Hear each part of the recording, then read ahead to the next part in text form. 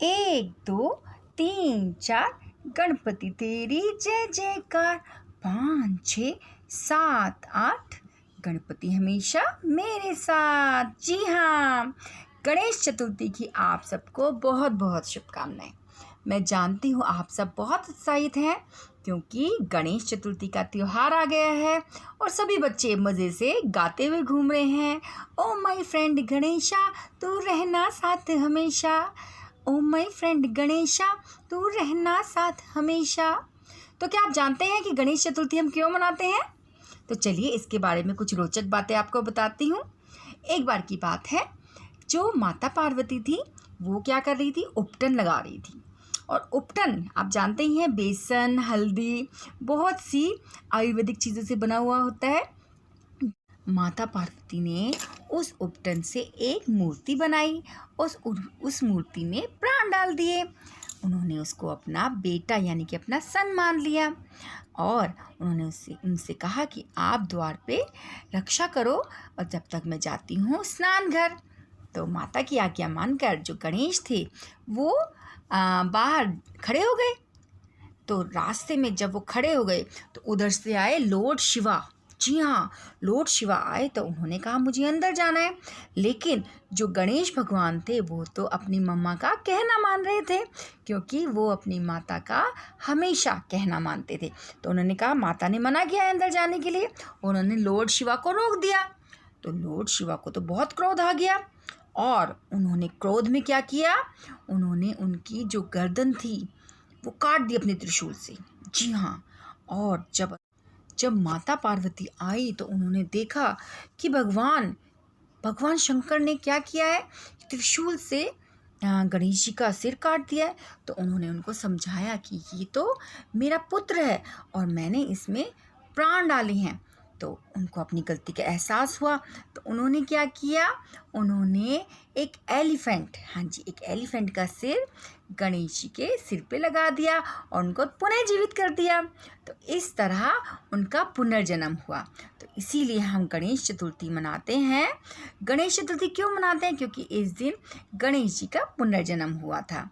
तो प्यारे बच्चों, गणेश चतुर्थी एक इंडियन फेस्टिवल है जिसे सभी बड़ी धूमधाम से मनाते हैं। और इस दिन हम गणेशा को अपने घर लाते हैं और अपनी सारी बुराइयां, सारी कमज़ोरियों को दूर करते हैं। तो इस दिन हम बड़ी धूमधाम से गणेश चतुर्थी, न्यू बिगनिंग, किसी भी चीज़ की न्यू बिगनिंग, क्योंकि हम क्या कहते हैं गणेश जी को, गॉड ऑफ बिगनिंग, यानी कि किसी भी चीज़ की हमें शुरुआत करनी हो तो हम क्या करते हैं, श्री गणेश करते हैं। गणेश जी को प्रथम पूजनीय माना जाता है। जानते हैं क्यों माना जाता है? चलो मैं आपको एक कथा सुनाती हूँ। तो एक बार क्या था, जो भगवान शिव और माता पार्वती के पुत्र थे गणेश जी और उनके पुत्र थे कार्तिकेय। तो उन दोनों में क्या लग गई, शर्त लग गई कि कौन सबसे बड़ा पेरेंट्स को सबसे ज़्यादा ओबे कौन करता है। तो उन्होंने शर्त लगा ली। तो उन्होंने कहा कि उन्होंने डिसाइड किया कि जो सबसे पहले आएगा वो ही सर्वश्रेष्ठ माना जाएगा। तो इस तरह दोनों ने निश्चय किया कि वो पृथ्वी का चक्कर लगाएंगे। अब जो कार्तिकेय थे उनके पास तो वाहन था, वो तो अपने वाहन पर बैठकर निकल गए पूरी पृथ्वी का चक्कर लगाने के लिए। और जो गणेश जी थे उनके पास तो मूषक था। और मूषक तो आपको पता है कितना छोटा सा होता है ना, देखा है ना आपने चूहा, वो ही उनकी सवारी है और वो उस पर बैठकर कैसे इतनी दूर जाए। तो उन्होंने क्या सोचा, उन्होंने सोचा कि जो समस्त पृथ्वी है, समस्त ब्रह्मांड है, वो माता पिता के सामने कुछ भी नहीं है। तो उन्होंने अपने माता पिता के परिक्रमा करने का निर्णय लिया और उन्होंने मूषक पर बैठकर और माता पार्वती और भगवान शंकर के चक्कर लगाने शुरू कर दिए। ये देखकर तो जो माता पार्वती थी और लॉर्ड शिवा थे वो इतने प्रसन्न हो गए और सारे देवी देवता इतने खुश हो गए कि वो कहने लगे कि जो इन्होंने एक उदाहरण, जो एग्जाम्पल सेट किया है, ये तो सभी के लिए मान्य है। क्योंकि जो माता पिता हैं, जो हमें इस धरती पर लाए हैं, उनसे ज़्यादा तो पूजनीय कोई भी नहीं है। और जब भगवान कार्तिकेय आए तो वो भी हाथ जोड़कर खड़े हो गए कि गणेश जी का निर्णय बिल्कुल सही है, क्योंकि माता पिता तो सबसे उच्च हैं। कहते हैं ना, सबसे ज़्यादा किसको हम वंदना करते हैं? अपने माता पिता को। तो सभी ने क्या कहा कि गणेश जी का ये जो निर्णय था माता पिता को सर्वोपरि मानने का, सभी इस चीज़ के सामने झुक जाते हैं और गणेश जी को ये वरदान दिया जाता है कि कोई भी शुभ कार्य होगा, कोई भी पूजा होगी, उससे पहले हम गणेश वंदना करेंगे। जी हाँ, गणेश जी का नाम तभी से हर पूजा से पहले लिया जाता है। कोई भी काम करना हो, श्री गणेश करना हो, कैसे करते हैं? गणेश पूजन से।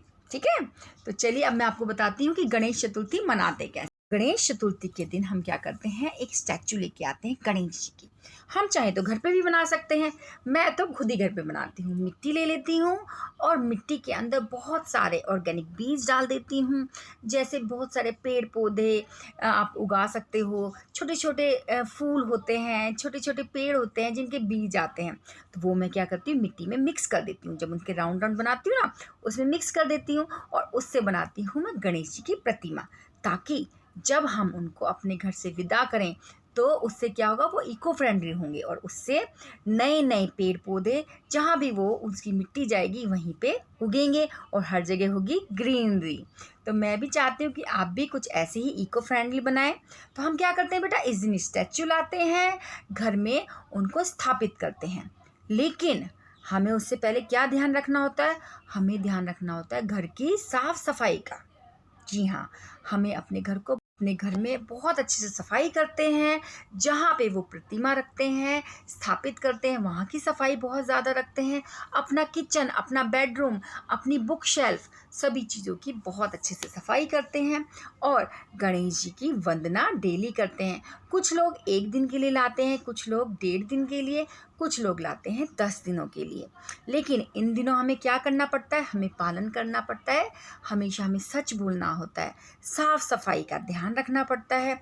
कोई भी चीज़ खाने से पहले हम किसको ऑफ़र करते हैं, गणेश जी को ऑफ़र करते हैं और फिर हम कोई भी चीज़ खाते हैं।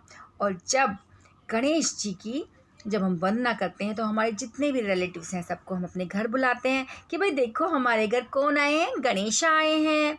और हम बहुत खुश होते हैं, बहुत बढ़िया त्यौहार मनाते हैं। और एक दिन ऐसा भी आता है जब गणेश जी को जाने का टाइम हो जाता है, हम उन्हें क्या करते हैं, विसर्जित। उस दिन हम धूमधाम से गणेश जी को ले जाते हैं विसर्जन के लिए। कहाँ पे? जल में विसर्जित करते हैं। खूब ढोल नगाड़े बजते हैं और हम उनके हाथ में पता है क्या लगाते हैं, दही और चावल। क्यों लगाते हैं? क्योंकि जो हमारे घर में गेस्ट आते हैं, जब वो जा रहे होते हैं तो हम उनको क्या कहते हैं कि आप फिर से जल्दी से आना। ऐसे ही हम गणेश जी को कहते हैं कि आप अगले साल जल्दी जल्दी से आ जाना। और हम उनको विदा करते हैं। और उनको कहाँ पे विदा करते हैं हम उनको जल में प्रवाहित करते हैं। इसका क्या मतलब है? इसका अभिप्राय है कि हमारे अंदर जितनी भी कमियां हैं, जितनी भी बुराइयां हैं, हम उनको अपने से दूर करते हैं। हम उनको क्या करते हैं कि अपने से दूर, हमारे अंदर जितनी भी घृणा है, दूसरों से जलने की भावना है, झूठ बोलना या फिर पढ़ाई ना करना, मम्मी पापा की बात ना सुनना, ये सब चीज़ें जो हम अपने से दूर करना चाहते हैं वो विसर्जन कर देते हैं जल में। और हम कहते हैं कि आप हमारे पास वापस मत आना। हम गणेश जी से कहते हैं कि आप अगले साल ज़रूर आना, क्योंकि गणेश जी जब आते हैं तो अपने साथ लाते हैं खुशियाँ और बहुत सारी पॉजिटिव थिंकिंग। और जो हमारी बुराइयाँ होती हैं वो अपने साथ ले जाते हैं जब हम उन्हें विसर्जित करते हैं। तो मैं चाहती हूँ इस गणेश चतुर्थी आप सब भी अपने मन में ठान लीजिए कि आपको कौन सी बुराइयाँ दूर करनी है और कौन सी अच्छाइयाँ अपने अंदर इमर्ज करनी है। जी हाँ, और मैं सभी बच्चों से ये प्रार्थना करूँगी कि अपनी साफ़ सफाई का, अपने घर की साफ़ सफाई का ध्यान रखें और एक दूसरे से झूठ ना बोलें और मम्मी पापा का कहना मानें और इस गणेश चतुर्थी खूब धूमधाम से मनाएं और बोलें गणपति बप्पा मोरया, अगले बरस तू जल्दी आ। तो हम गणेश चतुर्थी मनाएंगे बहुत धूमधाम से। सभी को मेरी तरफ से गणेश चतुर्थी की बहुत बहुत शुभकामनाएं। Happy Ganesh Chaturthi. Love you all, bye.